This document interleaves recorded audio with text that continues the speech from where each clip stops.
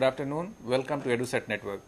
Friend, as you know, we are discussing content analysis. In the last lecture, we discussed basics of news and the various dimensions of news writing. And for discussion on this very topic, we have in the studio the same resource person, Professor Subhas Dhulia. He is presently director of a School of Journalism and New Media Studies at IGNOU, Indira Gandhi National Open University. And he has long experience of all the world academics as well as journalism. And presently he is also looking after how can the media studies be developed in the country. So as you know that the present genre of journalist has sometimes one way or the other way been influenced or shaped by his writings and teachings. So I hope his knowledge and experience will help us to understand this topic in a new perspective. So on your behalf, I welcome Professor Subhas Dhulia for EduSet lecture on this topic. Welcome. Thank you. Thank you. So first I would like to know, because the last lecture we discussed about the various dimensions of the news writing. So first you'd like to know how the content analysis and when we adopt this as a tool for a study of the news reportings, or we can say that any topics when we want to take for the PhD or for other purposes. To analyze the content, first of all, we must understand the nature of news operations. We must understand the dynamics of the media coverage of different issues. For example, there is a small world that is within the domain of our direct experience. मतलब एक छोटी सी दुनिया है जो हमारे सीधे अनुभव के दायरे में होती है. And rest of the world is the world of images.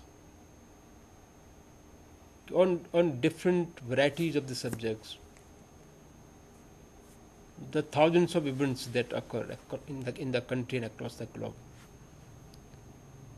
we get information about these events through some channel of information. Now in media, what we call the gatekeeping operations. Gatekeeping operations mean there is selectivity of the media.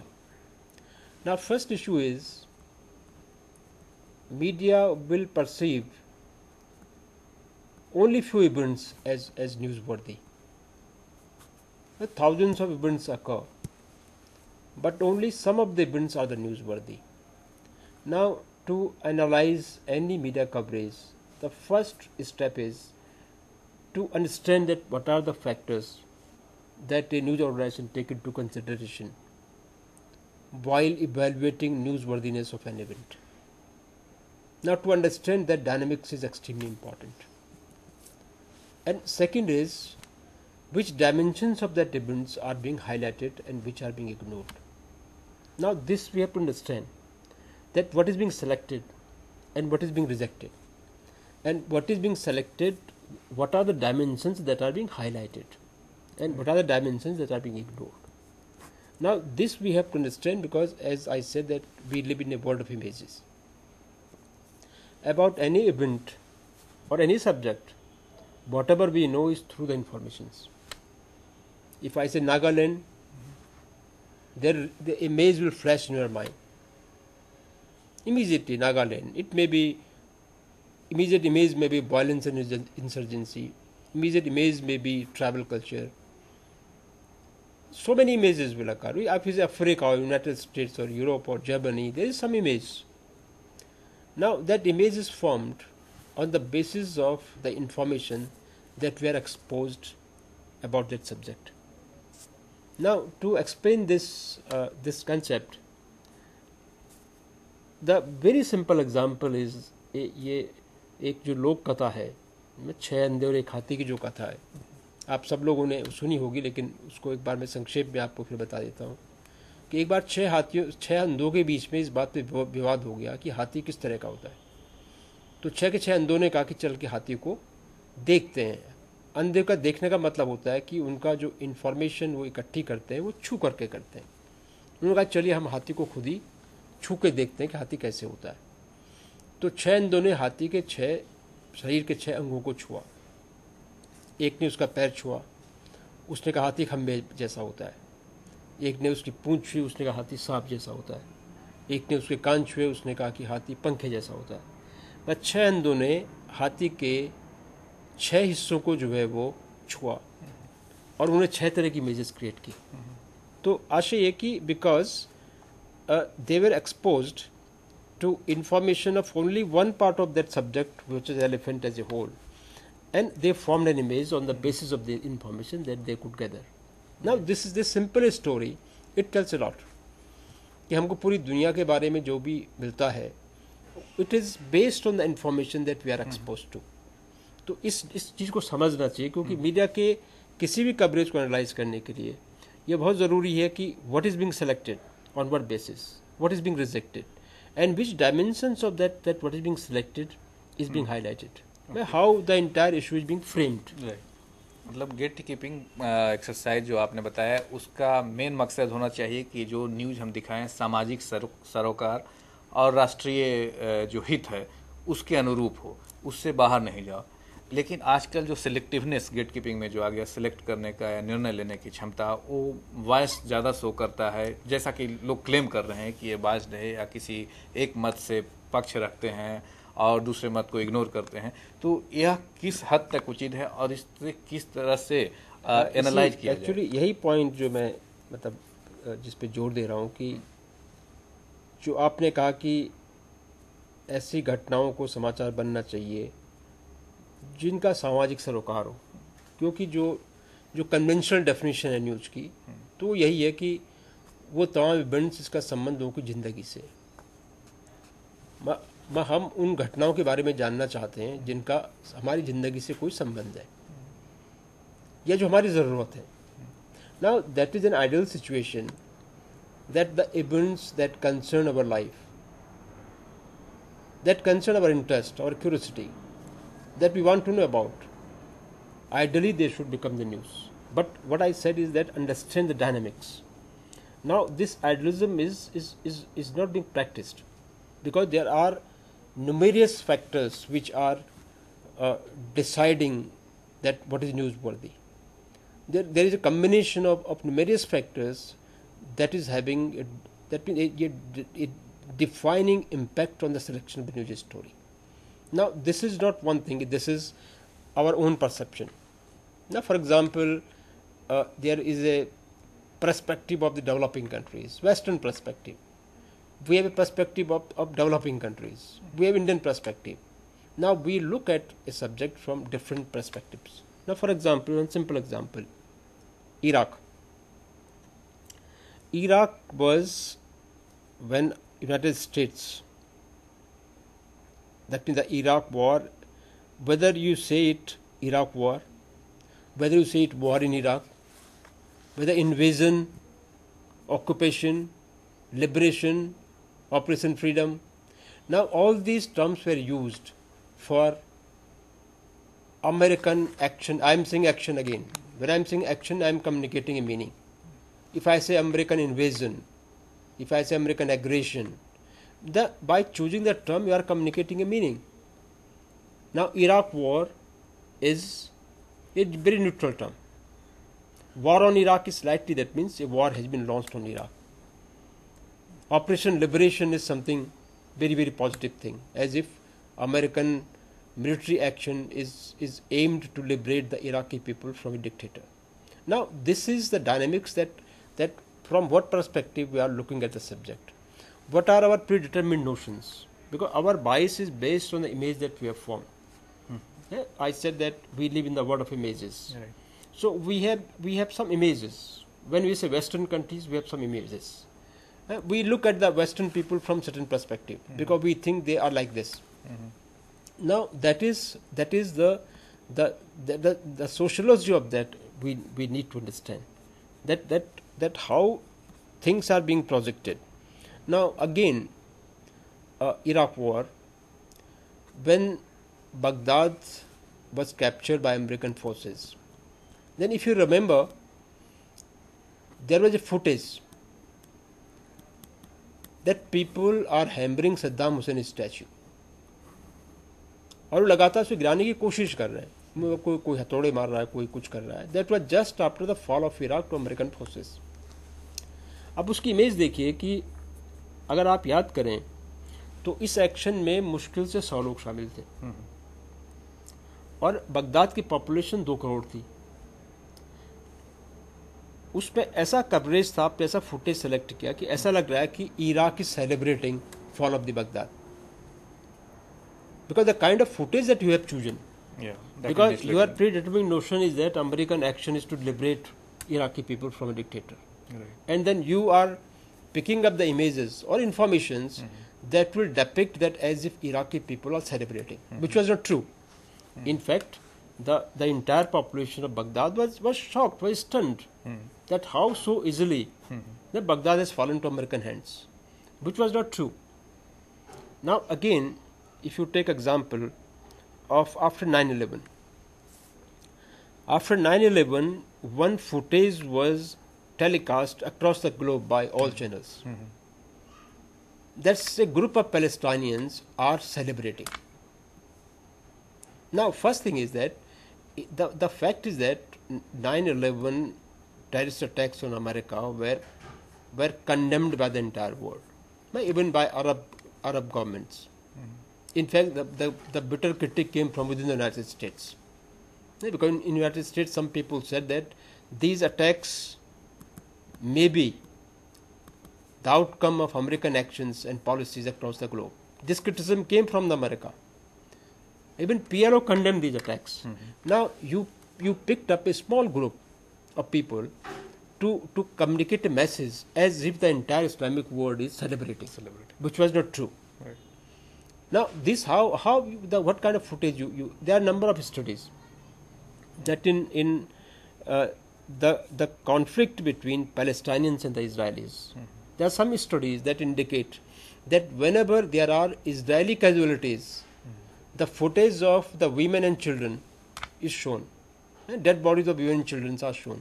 And whenever there are casualties on the side of Palestinians, then some image of the soldiers are shown.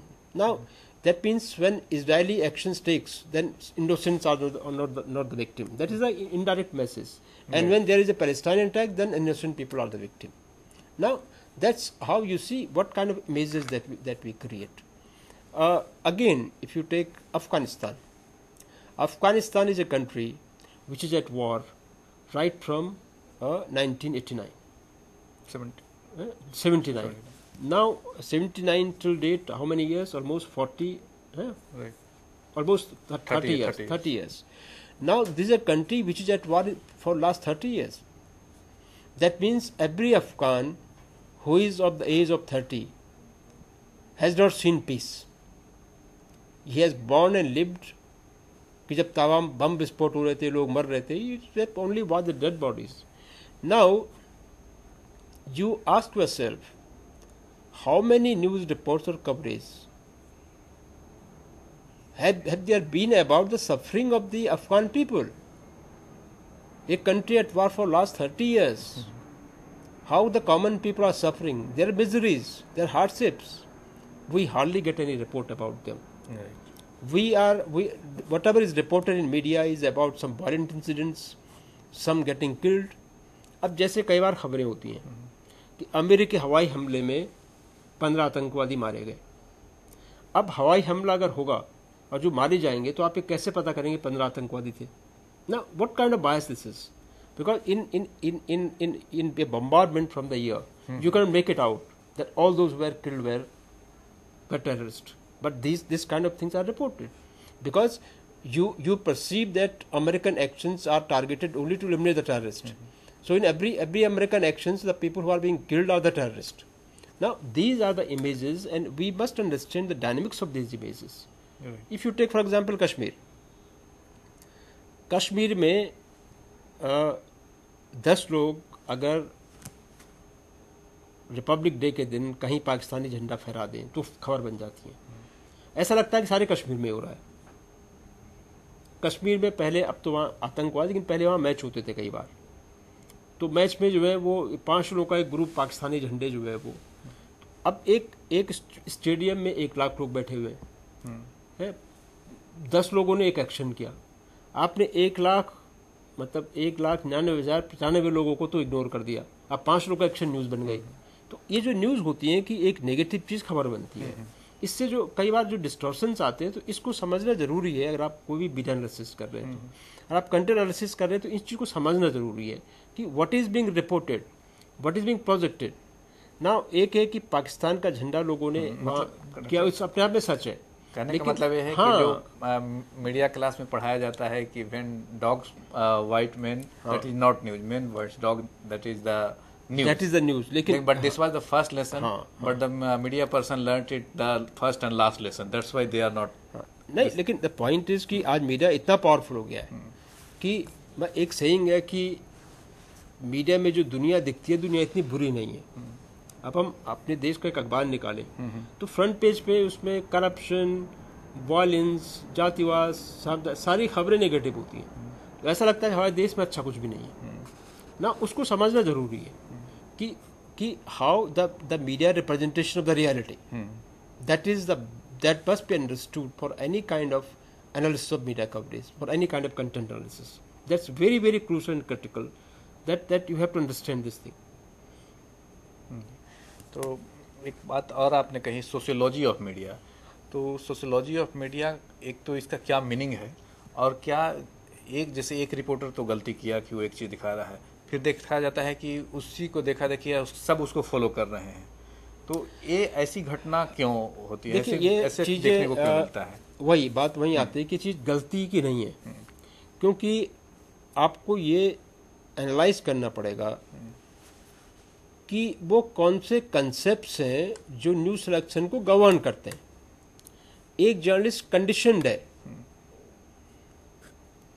कि आपने कहा ना कि when man bites the dog, एक journalist ये conditioned है कि when the dog man will bite the dog only then this is the story. तो एक हद तक तो जर्नलिज्म जो है वो it's bound to be that news media have to be critical. But what really happens is that this critical role, when it is being practiced for a very long period of time, then it ends up into generating negative images, because then there is nothing positive in the society. So what the issue is that if you say 5 houses burnt is a news, and 1,000 houses built is not a news, so burning will be news. Now these are the governing news concepts. Okay. So we have to, because we are the scholars. So you are suggesting that we need to revisit we are talking about the scholarly research. Okay. So when we do the research, we have to take into consideration that this is the representation of the reality by the media. And sociological factors means how our perceptions are formed, in which social and cultural setting we are living in. Because when we define news, then news acquires different meaning in different political, economic, social and cultural settings. American news concepts are not the same as our news concepts. Some of the news stories that which are very, very important for American news media are not equally important for us. Right. Now they will differ because of sociological and cultural factors also. Sociological means what perceptions we form. What is our concept of objectivity? So this is the primary crux, that we have certain predetermined notion, because we have some image of a subject, right, and we tend to look at that subject according to that image. अगर आपको कहा गया है कि खास community इस तरह की होती है, तो आप उस कम्युनिटी में वही देखेंगे। तो ये कि जैसे एक एग्जांपल मैं अक्सर देता हूँ कि माना कहीं जो है वो हिंदू मुसलमानों के दंगे हो जाए, 3 रिपोर्टर्स के 3 परसेप्शन हो सकते हैं। एक रिपोर्टर का परसेप्शन ये है कि जो मुस्लिम माइनॉरिटी है फैनेटिक होती है, हर शहर में अपना एक छोटी सी जो है वो बस्ती बना लेती है, एक झुंड में इकट्ठा होकर रहती है, और ये एग्रेसिव होती है, दंगे इसकी वजह से होते हैं। अब एक अगर आपका परसेप्शन ये है, तो आप अगर उसकी रिपोर्टिंग करने जाएंगे, आप ऐसे फैक्ट्स को ज़्यादा सेलेक्ट करने की टेंडेंसी आप में होगी जो आपके इस परसेप्शन से पुष्टि करते हो। अभी आप जानबूझ के कोई गलती नहीं कर रहे हैं, आपको लगता है कि ज़्यादा न्यूज़ वर्दी है क्योंकि आपने कम्युनिटी को एक खास तरीके से देख लिया। दूसरा परसेप्शन ये हो सकता है कि Muslim minority is oppressed and Hindu majority is oppressing them. अगर आपका ये परसेप्शन है तो जो सेट ऑफ फैक्ट्स आप इकट्ठा करेंगे वो डिफरेंट होंगे। लेकिन अगर आपका परसेप्शन है कि communal rights are engineered by some vested interest, they are engineered by some economic interest or political interest, and common people are the victim, they suffer. Then you will tend to highlight the sufferings of the common people irrespective of whether they are Hindus or they are the Muslims. Now one event can be reported in three different perspectives, because we have three different perceptions, and all three reports will be factually right. But you are telling a lie, or you are projecting a reality on the basis of the facts. Now in journalism we have to differentiate, because a fact in itself is not truth. जब हम कह रहे हैं कि आप एक छोटी सी चीज़ को पिकअप कर लेते हैं, अपने चीज़ में वो सच है कि 5 लोगों ने गणतंत्र दिवस पे पाकिस्तानी झंडा फहराया, अपने आप में फैक्ट है. लेकिन अगर आप इंटायर कश्मीर से रिलेट करके उसको देखेंगे, आप स्कॉलर हैं तो आप करेंगे. एक तो निष्कर्ष से निकल सकता है कि हाँ कश्मीर में प्रो पाकिस्तान फीलिंग्स है, एक निष्कर्ष से निकल सकता है कि ये फीलिंग्स नहीं है. तो आप हाँ मतलब स्कॉलरली रिसर्च यही होती है, आपके हाइपोथेसिस के हिसाब से आप तय करते हैं कि इसकी पुष्टि होती है, झूठ साबित होती है. तो कंटेंट एनालिसिस के लिए इन चीज़ों को समझना जरूरी है, मतलब डिसिफरिंग द कंटेक्स्ट. हाँ मैं किस कंटेक्स्ट में कौन सी चीज़ कही गई है, वही जो गेट कीपिंग है वो प्राइमरी चीज़ है कि हमारा जो परसेप्शन है रियलिटी का वो क्या है. तो इसमें एक क्वेश्चन जो उठकर सामने आता है कि जनरली जैसा कि आपने कहा कि पत्रकार अपने सेट कॉन्सेप्ट के अनुसार किसी घटना को कवर करते हैं या किसी बिंदु पर अपनी राय रखते हैं, तो वो जो सेट कॉन्सेप्ट है उसको कैसे दूर किया जाए या सरोकार के साथ जोड़ा जाए, क्योंकि ये बहुत बड़ी समस्या है. कि बात चाहिए कि अगर आप रिसर्च कर रहे हैं, रिसर्च के साथ साथ वहाँ भी उसमें भी सुधार हो. हाँ मतलब आप चाहिए पे नहीं जाते, आप ये देखते हैं कि कोई चीज़ क्यों हो रही है. कि अब यह है कि सामाजिक सरोकार से कटने का संबंध कई फैक्टर्स से, कि एक आदर्श स्थिति अपनी जगह पे होती है, लेकिन यह है कि कुछ चीज़ें हो रही हैं तो क्यों हो रही हैं. तो अगर आप रिसर्च करते हैं तो आप ये जानने की कोशिश करते हैं कि ट्रूथ क्या है, कि एक समाज में वो कौन सी अवधारणाएं हैं जिसके आधार पर समाचारों का चयन होता है. What are the governing concepts on the basis of which news is selected, and we have to understand these concepts. अब वो concepts जब हम समझेंगे तभी हमें समझ पाएंगे कि क्यों सामाजिक सरोकारों की मतलब उनको क्यों वो नज़रअंदाज हो रहे हैं और क्यों वो चीज़ें समाचार बन रही हैं जो समाचार नहीं बननी चाहिए थी. तो एक स्कॉलर रिसर्च का मीनिंग ये होता है कि हम इनके मीनिंग्स को जो है वो ढूंढें कि ये ऐसा क्यों हो रहा है. तो रिसर्च कि हम जब बात करते हैं तो चाहिए कि बात अपनी जगह होती है, लेकिन क्या हो रहा है, क्यों हो रहा है, इसकी पड़ताल करना ज़रूरी है. सीधे तौर पे हम लोग ये कह सकते हैं कि इतने दिनों के अनुभव के आधार पे हम लोग कह सकते हैं कि जो एडिटोरियल डिसीजन मेकिंग का कंसेप्ट है that need to be revisited. हाँ अगर आप रिसर्च करते हैं, जैसे माना कि आपका रिसर्च टॉपिक हो सकता है कि एक टेलीविज़न चैनल में न्यूज़ मेकिंग डिसीजंस कैसे होते हैं,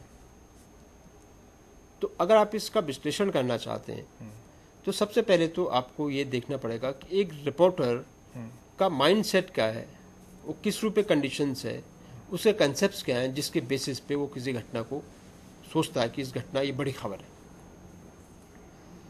दूसरा, ये खबर जब न्यूज़ रूम में पहुंचती है तो न्यूज़ रूम के अलग अलग लेवल पे वो क्या चीज़ें फैक्टर्स हैं जो उनके दिमाग में होते हैं कि इसको खबर को बनना चाहिए कि नहीं बनना चाहिए.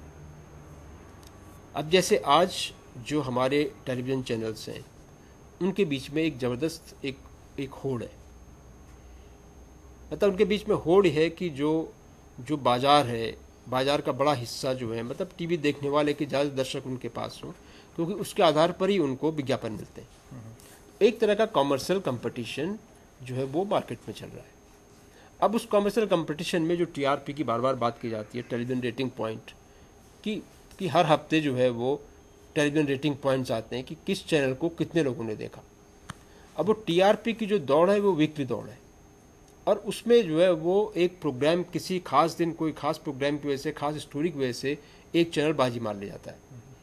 और यहाँ पे ये मार्केट कंपटीशन पूरी डिसीजन मेकिंग को इन्फ्लुएंस करता है कि ये मुमकिन है कि एक बहुत अच्छी रिपोर्ट जिसमें सामाजिक सरोकार हो, जो इस देश की गरीबी या बेरोजगारी या वास्तविक मुद्दों को उठाती हो, लेकिन एक ऐसी खबर है जो सनसनी पैदा करती हो. आज का जो भी एक रुझान बना हुआ है न्यूज़ सिलेक्शन का, तो निश्चित रूप से एक सामाजिक सरोकार वाली जो खबर होगी उसकी उपेक्षा होगी, और जो खबर सनसनी पैदा कर रही है उस खबर का सिलेक्शन होगा। तो ये इसका अध्ययन करना ज़रूरी है कि ये फैक्टर्स क्या है, मतलब जिसमें कॉमर्शियल कंसिडरेशंस भी हो सकते हैं, आपके न्यूज़ कंसेप्ट्स भी हो सकते हैं, आपकी जो कंडीशनिंग है वो भी हो सकती है, आपके माइंडसेट भी हो सकते हैं, आपके ऑर्गेनाइजेशनल पॉलिसीज़ भी हो सकती हैं कि कौन सी चीज़ खबर बनती है, कौन सी चीज़ खबर नहीं बनती है। एक तो ये रिसर्च का बिंदु हुआ गया, एडिटोरियल डिसीजन। दूसरा, रिपोर्टर्स और एडिटर्स के बीच में भी किस तरह से कॉन्फ्लिक्ट या किस तरह से परसेप्शन पॉइंट है, इस पर भी एक बात कुछ करना, क्योंकि रिपोर्टर्स जाता है अपने फैक्ट्स लेकर, सारे फैक्ट्स को लेकर, उसके बाद एडिटर्स उसे एंगल देते हैं कि इस एंगल पे करो। तो इसका क्या प्रैक्टिस है? मतलब रिपोर्टर्स जो है वो एक तो कॉन्फ्लिक्ट बिटवीन रिपोर्टर्स किसी भी मीडिया हाउसेस की जो मतलब ब्रॉडली जो उसकी जो न्यूज़ वैल्यूज़ हैं उसमें सब कंडीशंस हो जाते हैं, चाहे रिपोर्टर्स लेके एडिटर तक। एडिटर से ओरिजिनेट होते हैं कि क्या चीज़ें हैं जो हमारी खबरों में जिनको प्रमुखता मिलनी चाहिए। जैसे आजकल दो अखबारों के बीच में विज्ञापन का युद्ध चला हुआ है, दो देश के बड़े लीडिंग अखबार हैं। एक अखबार बार बार ये चीज़ दिखा रहा है कि जो दूसरे अखबार को पढ़ते हैं उनको फिल्मी हस्तियों के बारे में तो बहुत कुछ पता है, लेकिन जो असली मुद्दे हैं उनके बारे में उनको नहीं पता। ये विज्ञापन दोनों अखबारों के बीच में चल रहे हैं। और दूसरे अखबार का विज्ञापन ये है कि ये अखबार तो बड़ा डल एंड ड्राइव है, इस पर कोई दिलचस्प खबरें होती ही नहीं। तो एक अखबार वाला कहता है कि हमारे पढ़ने वाले इतने स्मार्ट हैं, दूसरा कहता है कि हमारे पढ़ने वाले इतने जागरूक हैं। तो ये इस तरह की डिबेट है कि ये दो समाचार संगठन हैं जिनकी न्यूज़ वैल्यू डिफर करती हैं।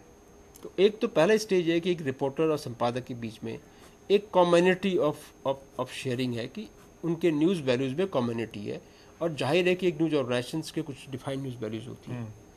तो पहला लेवल तो है कि वो चीज़ों को शेयर करते हैं। एक रिपोर्टर भी जानता है कि मेरी अखबार की ज़रूरत क्या है। एक टीवी चैनल का रिपोर्टर भी जानता है कि मेरे चैनल के रिक्वायरमेंट्स क्या है। अगर वो टाइम्स नाउ का रिपोर्टर है तो वो जानता है कि मेरे चैनल को क्या चाहिए। अगर वो किसी दूसरे चैनल का रिपोर्टर है, इंडिया टेलीविजन का या आज तक का, तो वो जानता है कि मेरे चैनल को किस तरह की खबरें चाहिए। तो एक तो यहीं से पहला प्रभाव उस पर पड़ता है कि उसको मालूम होता है कि क्या क्या चाहिए। लेकिन जब आप एडिटर की बात करते हैं या आप न्यूज़ डेस्क की बात करें, मतलब जो है कि न्यूज़ डेस्क से डिसीजंस क्या होते हैं। अब न्यूज़ डेस्क में है कि न्यूज़ डेस्क में पूरे देश और दुनिया से खबरें आ रही हैं और जो स्पेस है वो लिमिटेड है। तो कई बार एक खबर एक दिन फ्रंट पेज पे जा सकती है जिस दिन की कोई बड़ी घटना ही नहीं हुई है, लेकिन उस दिन अगर कोई बहुत बड़ी घटना हो जाए तो हो सकता है उस खबर को जगह ही नहीं मिले। तो यह कि डेस्क होती है, डेस्क जिसको आपने एडिटर कहा, तो डेस्क का हम कहें तो डेस्क के देखती है कि ओवरऑल न्यूज़ फॉल कितना है और किन खबरों को हम ड्रॉप कर सकते हैं, किन खबरों को हमको कहाँ देना है, किस खबर को किस पन्ने में देना है। तो ये थोड़ा सा रहता है, लेकिन कॉन्फ्लिक्ट एक एज सच उस तरह से नहीं होता है। लेकिन कभी कभी वो सिचुएशंस आती हैं कि एक रिपोर्टर की कोई क्रिटिकल रिपोर्ट है लेकिन वो न्यूज़ ऑर्गेनाइजेशंस के ओवरऑल पॉलिसी पैरामीटर्स से मेल नहीं खाती है, तो मुमकिन है कि वो समाचार को किल कर दिया जाए। उसको जर्नलिस्ट की जारगंज पे कहते हैं कि खबरों को किल कर देना। तो कई ऐसी खबरें होती हैं जिनको एडिटर एक ओवरऑल ऑर्गेनाइजेशनल अपने पॉलिसीज़ के हिसाब से ये मानता है कि ये हमारे अखबार के पॉलिसी पैरामीटर्स में चीज़ें जो हैं वो उसके अनुकूल नहीं है, तो खबरें रिजेक्ट होती हैं। अब आते हैं इसके जो खबर का जो इम्पैक्ट होता है, तो इम्पैक्ट स्टडी करते समय उसे क्या ध्यान देना चाहिए? इम्पैक्ट स्टडी में यह है कि जैसे कि आपसे बात हो रही थी अभी माओइज्म के कवरेज को लेकर के। अब इम्पैक्ट स्टडी में है कि जैसे आप लोगों ने परसेप्शन फॉर्म किए, तो परसेप्शन फॉर्म कैसे हुए। तो आप जैसे कवरेज को लेकर के लोगों के परसेप्शन देखते हैं कि क्या परसेप्शन है उनके। आप भी देखते हैं कि डिफरेंट सोशल सेगमेंट्स में क्या परसेप्शन है। मतलब मुमकिन है कि जो मेट्रो की मिडिल क्लास है उसके परसेप्शन डिफरेंट हो, एक स्मॉल टाउन के मिडिल क्लास के परसेप्शन डिफरेंट हो, या एक गांव के किसान के परसेप्शन डिफरेंट हो। तो आप भी देखते हैं कि परसेप्शंस क्या, मतलब मीडिया ने कितना इम्पैक्ट पैदा किया। आप लोगों से बातचीत करते हैं कि अगर उनकी ओपिनियन बनी, उनका परसेप्शन बना अगर माओइज्म को लेकर के, तो उसका आधार क्या है। तो ये कि इम्पैक्ट स्टडी का मतलब कि मीडिया का इम्पैक्ट कितना हुआ है। तो इम्पैक्ट स्टडी में आप इस तरह के सर्वे मेथड्स जो हैं वो इम्पॉर्टेंट होते हैं कि लोगों का परसेप्शन कैसे हम लोग इवेलुएट करते हैं। तो एक जैसे जो परसेप्शंस है मीडिया पर्सन्स का उसका और लोगों का परसेप्शन जो उसकी रिपोर्ट पढ़ के बना, ये तो दोनों को भी हम कंपेरिजन कर सकते हैं कि जो देना चाहते थे सो गया है, या जो जिस प्रकार के लोग न्यूज चाहिए वो नहीं था। इस तरह से इस पे भी स्टडी की संभावना है। हाँ, स्टडी की संभावना ये है कि आमतौर पे जैसे अगर आप न्यूज ऑर्गेनाइजेशंस के जो भी मैनेजर्स हैं उनसे बात करें तो उनका कहना ये होता है कि लोग यही चाहते हैं जो न्यूज़ हम उनको देते हैं। तो एक तो अंतर ये करना पड़ेगा कि कुछ खबरें ऐसी होती हैं जिनको देखने में हमको मज़ा आता है। तो एक तो हमारी कुछ है कि what we want and what we need.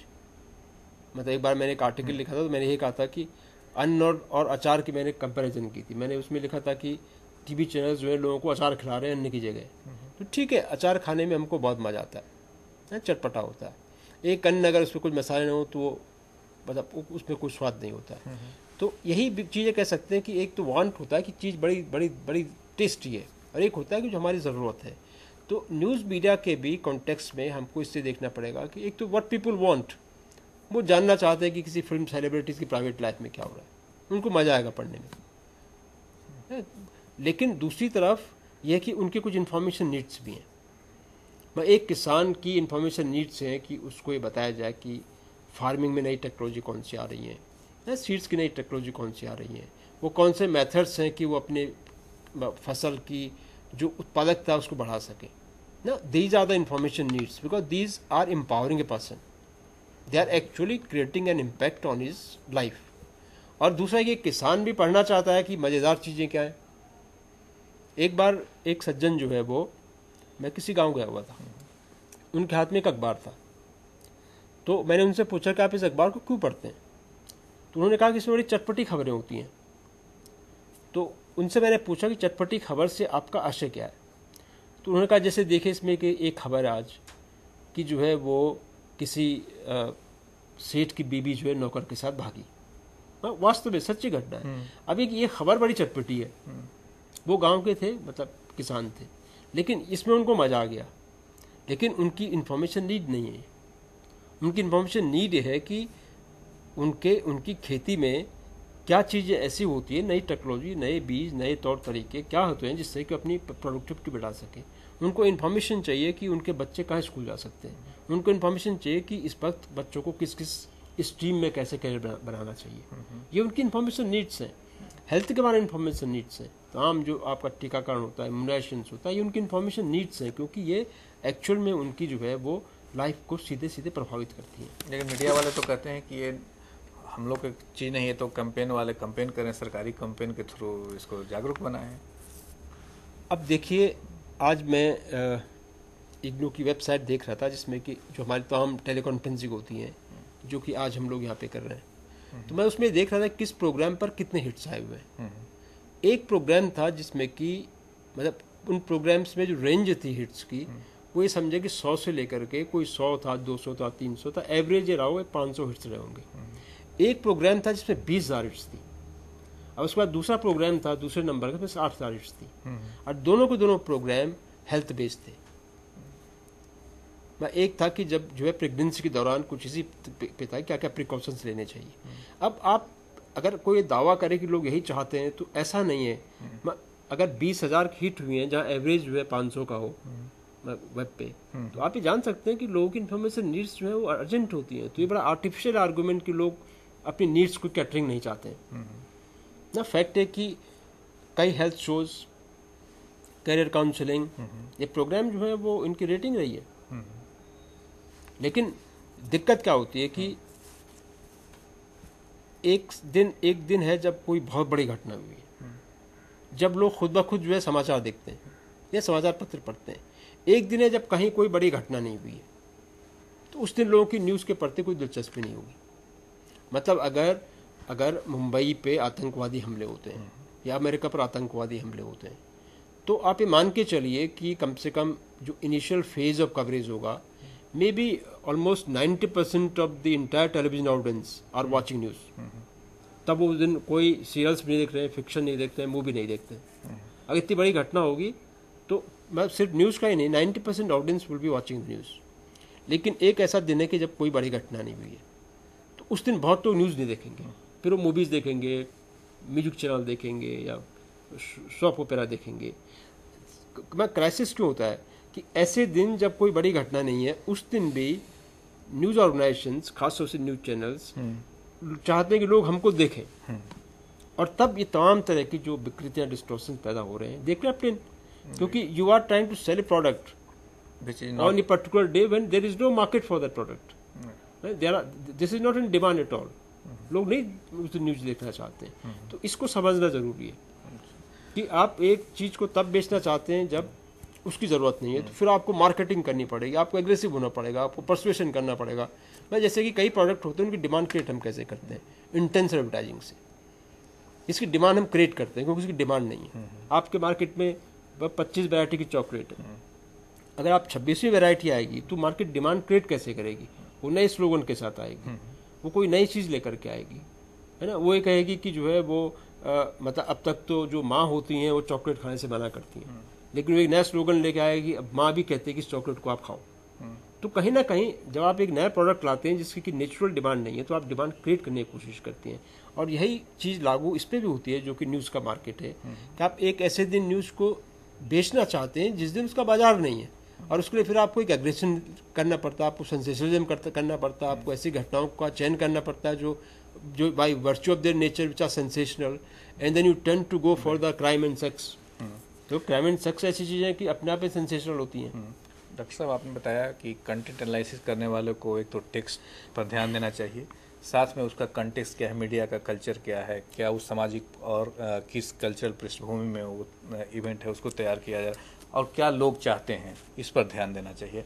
अब आते हैं, एक हम लोग इससे ये समझ पाए कि कंटेंट एनालिसिस आखिर है क्या, इस चीज़ों को समझने में काफ़ी लाभदायक साबित है। अब आते हैं हम लोग मेथड्स पे।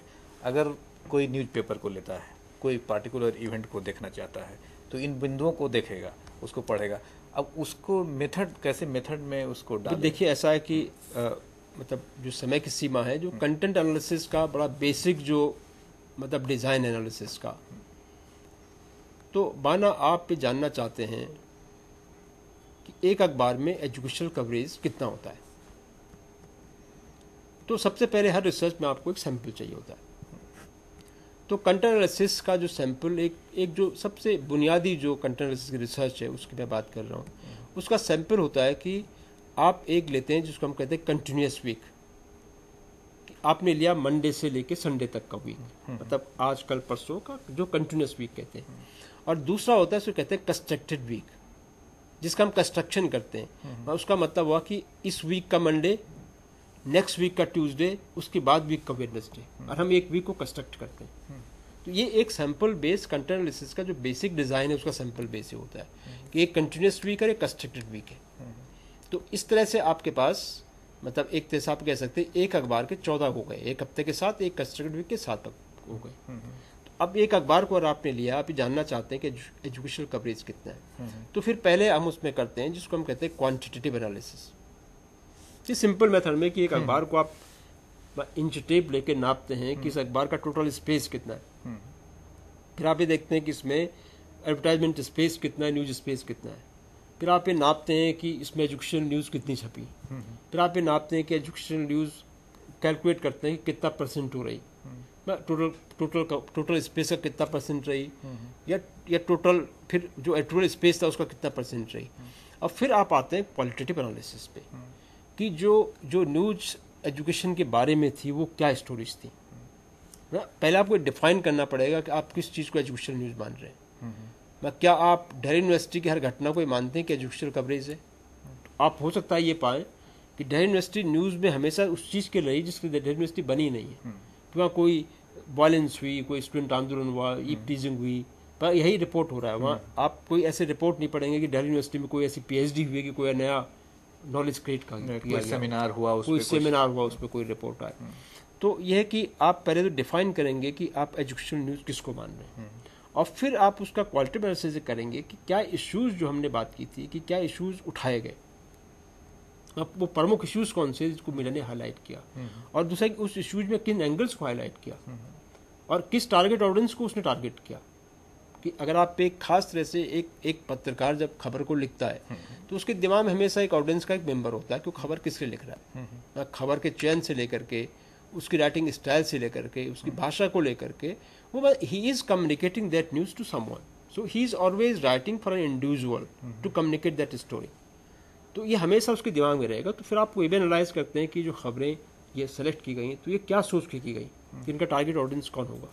तो इस तरह से आप एजुकेशनल कवरेज करते हैं कि कितना एक अखबार ने आप कहेंगे कि सिर्फ जो है 3% ही स्पेस जो है एजुकेशन को दिया।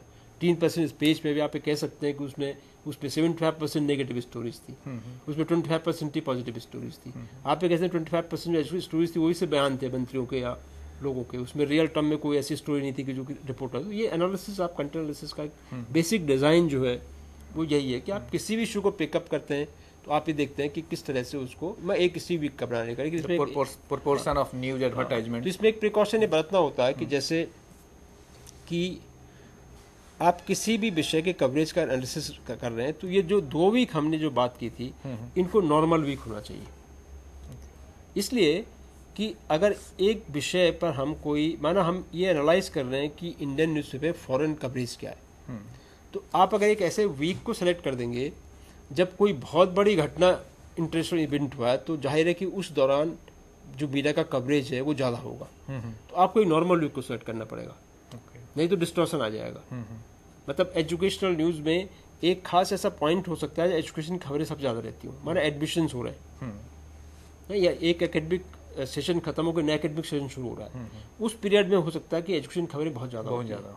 तो जब एक आप पहले असेस करते हैं कि ये वीक अनयूजुअल वीक है, अगर हम इस सैंपल को लेंगे तो हमारे रिजल्ट्स जो है वो मिसलीडिंग हो सकते हैं क्योंकि इतना कवरेज नॉर्मल कोर्स में एजुकेशन को नहीं मिलता है। तो एक ये उसमें एहतियात बरतना होता है, अनयूजुअल को हटा। हाँ, मतलब एक नॉर्मल वीक होना चाहिए। जो आप सैंपल चूज कर रहे हैं कंटेंट एनालिसिस के लिए उस वीक को नॉर्मल वीक होना चाहिए।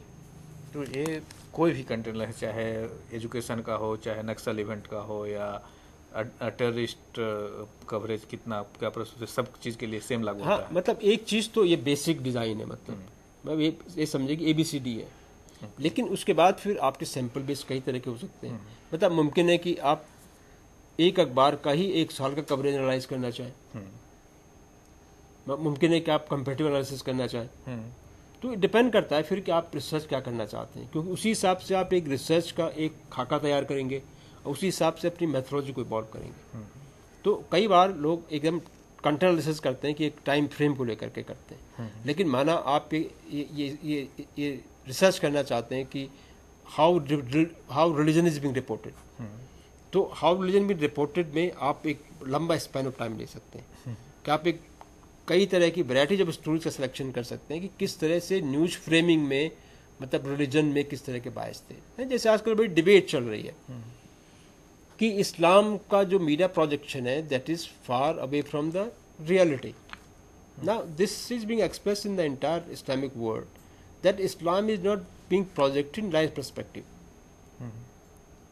Now, Islam, they are saying that Islam is not that kind of a negative religion, the way it is being projected, as if it's a fundamental religion, it's regressive, it's enslaving women.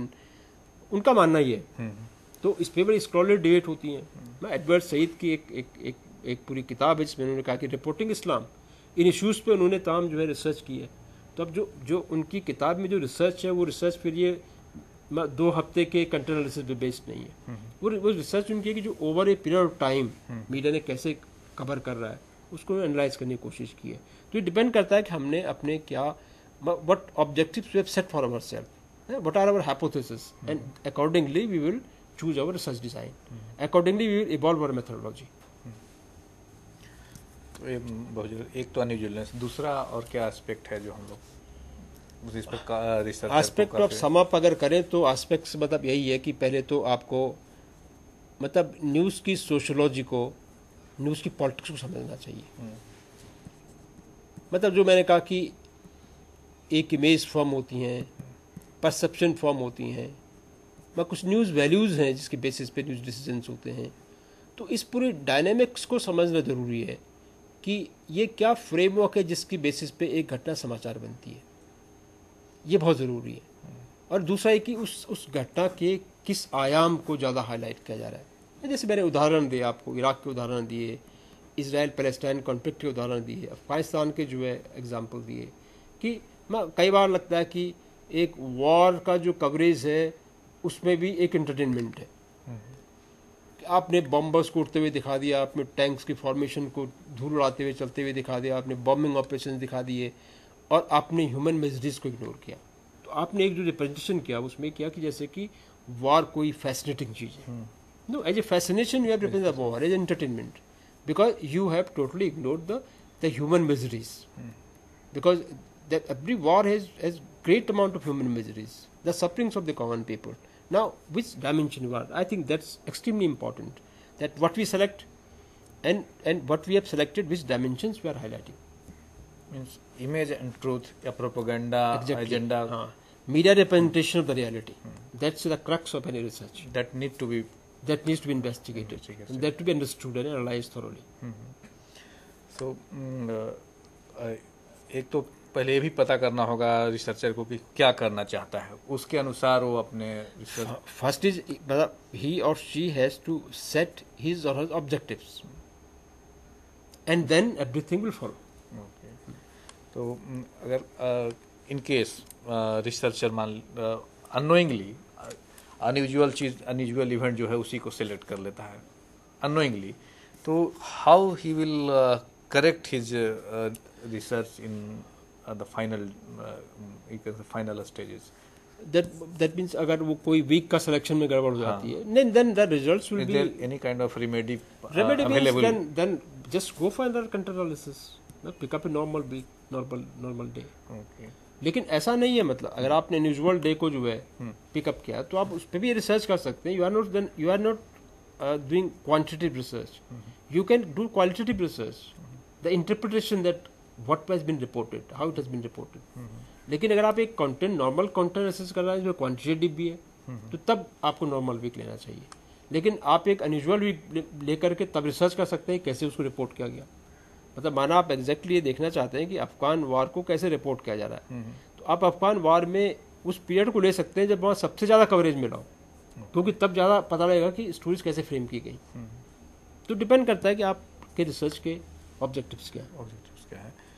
एक चीज़ और आजकल जो देखा जाता है politicals coverage में या politicals activities में, politicians organise the event the way it might be reported more. So how can researcher do a study on this kind of activities, because the activities are organized to be reported only. But you see, because politicians first ensure that whether it be reported or not. The major chunk of political discourse is being conducted through media. Right. And in fact, it is said that we are living in an age of mediacracy and not democracy. Okay. Because it's media which is controlling the democracy. Now, for every politician and every political party, it has become extremely important they get enough space in the media. Right. Now, important because now media has become huge. Now, media is reaching almost every home of this country. Radio coverage 100%. Even television coverage is now, I think it's over 75%. So, even the poor people, even the villages, there is a great amount of exposure of television. Now, this size of industry was not in existence during 60s and 70s. Then during 60s and 70s, the public meetings used to be major tools of the campaigns. Now, it's not only important to hold a public meeting, but it is also important that how much coverage this meeting will get. Right. You project something. You project that Muslim voters are inclined towards this particular political party. Then one is that they may be inclined, but on the other hand, you are also encouraging those section of the minority segment who are not inclined to get inclined. So there is an impact. कि आपने कहा कि इस बार minority इस party को vote करेगी, आपने जब ये कहा तो माइनॉरिटी के जो लोगों ने ये भी तय नहीं किया था कि वोट इसको करेंगे, हो सकता है कि उनका एटीट्यूड बदल जाए तब उससे वोट करें। तो मीडिया इन ए वे, कई बार media is a driving force also, because what kind of agenda you are setting. कि आपने कहा कि ये particular political leader youth leader है, तो आपने जब यूथ लीडर की इमेज उनकी क्रिएट करी तो उनकी यूथ फॉलोइंग भी हो जाएगी। एक सिचुएशन तो ये कि आपकी यूथ फॉलोइंग है तो आपको यूथ लीडर कहा जाता है। एक से कि जब मीडिया कहता है कि आप यूथ लीडर हैं तो आप यूथ फॉलोइंग क्रिएट भी होते हैं। तो ये it's a two way process. At times there's a reality that but media can magnify that reality. At times media is creating some agenda. Now, if you take political campaigning, I do remember that during 70s and 80s, this door-to-door campaigning was very important tool of election campaigning. In Delhi also, the agents of different political parties and different candidates, they used to come to your home, knock your door, then give you some pamphlet, some publicity material. Now that form of campaigning has totally disappeared now. In Delhi, during election period, we don't get any agent of any political party visiting our home and knocking the door and giving us some pamphlet. Now the entire discourse is through media only, because media has become now very, very, very dominant as a platform of public discourse. But again, we cannot ignore the fact that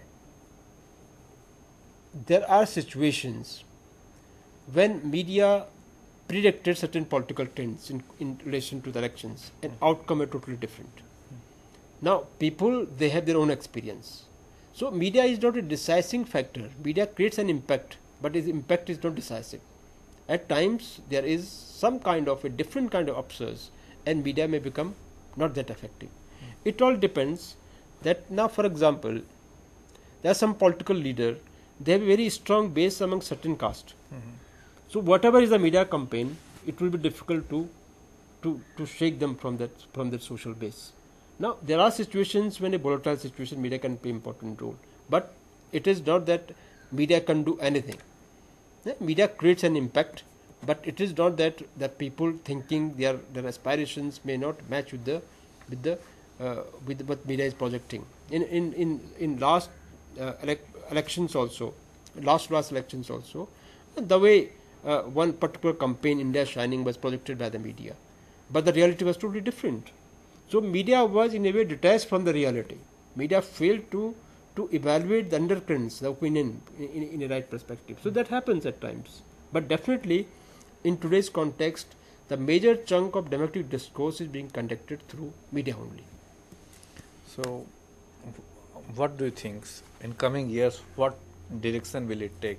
How will media definitely is becoming very, very dominant and very, very powerful. But now new technology is creating numerous options. Now, for example, now you have internet, you have blogs, you have now concept of citizen journalist. Now, despite the fact that the penetration of internet of our country may be very, very limited, but again that penetration is among that segment of the population which is most active. And if you can influence the active segment of the population, that means you are creating great amount of impact. आप ये नहीं कहते हैं कि ये media सिर्फ 5% लोगों को पहुंच रहा है तो ये मीडिया का असर नहीं है. हो सकता है 5% मीडिया लोग जो हैं वो समाज में असरदार हो, वो 5% जो है वो 50% को इन्फ्लुएंस कर सकते हो. अब ये नई टेक्नोलॉजी जो आ रही है, तो अब डेफिनेटली जो है वो इंफॉर्मेशन के जो सोर्सेज जो मल्टीप्लाई हो रहे हैं, जो अमाउंट ऑफ इंफॉर्मेशन जो अवेलेबल है, अब लोगों के लिए ये जानना बहुत मुश्किल नहीं है कि सच्चाई क्या है. अब आप मीडिया के तमाम जो भी एनालिसिस हैं, कवरेज है, इंटरनेट पे सब अवेलेबल है. इंटरनेट पे सारी खबरें अवेलेबल हैं. तो ये नई टेक्नोलॉजी ऑप्शन जो डेवलप कर रही है कि आप एक अखबार भी पढ़ सकते हैं, आप एक टेलीविजन चैनल भी देख सकते हैं, आप इंटरनेट पे भी खबरें देख सकते हैं, और आप अपना जो है आपके पास ज़्यादा सोर्स ऑफ इंफॉर्मेशन है. तो आप सिर्फ एक चैनल पे डिपेंडेंट नहीं है कि जो इन्फॉर्मेशन आपको देगा वही परसेप्शन आप फॉलो करेंगे, आप फॉर्म करेंगे. Now this is now the next phase is when people will have numerous options to access the information, and that will make a great difference. यह भी माना जा रहा है कि आने वाले दिनों में एक world new information order create होगा. इसके बारे में आपकी क्या राय है, और इसके साथ हम लोग समापन के कार्यक्रम में करेंगे. इस पर थोड़ा सा इसके दो आयाम हैं. एक तो the first is the dominant global media which is primarily the western media. It controls the major chunk of global news and information flow. So first is the dominance of the developed world. But again, as I said, that there are now options, there are now technologies offering options for expression of dissent. आपका mainstream media, if it's not reporting some dissent, you have so many other options to express your dissent. And if your dissent has substance, it will create an impact. Now that will happen globally also. And new global order may be of multi-layer. There is one global media, there is one national level, there is regional level, and then there is local level now. Now the great amount of localization of news is also taking place in every country, in our country also. Local news are becoming more important. Right. So this is a situation when on the one hand we have the globalization and on the other hand we have the localization. So if this combination of localization and globalization, what shape it will take will be something that we can watch very very keenly. Okay. तो मित्रों, आज आप लोगों ने doctor Subhash Dhulia व्याख्यान को सुना। काफ़ी अच्छी तरह से उदाहरण के साथ इन्होंने कंटेंट एनालिसिस को हम लोगों को समझाने की कोशिश की। मैं समझता हूँ आप सबके लिए लाभदायक साबित होगा। आप कंटेंट एनालिसिस के विभिन्न पहलुओं को समझ पाए होंगे और किस तरह से प्रैक्टिकल स्तर पे उसे उतारा जाए, यह भी आज हम लोग को सीखने का मौका मिला। सो मैं समझता हूँ कि आज का लेक्चर आप सब लोग के लिए लाभदायक साबित होगा और आपकी ओर से डॉक्टर सुभाष धुलिया को धन्यवाद और आप लोगों को भी इस कार्यक्रम को देखने के लिए धन्यवाद। Thank you very much. Thank you.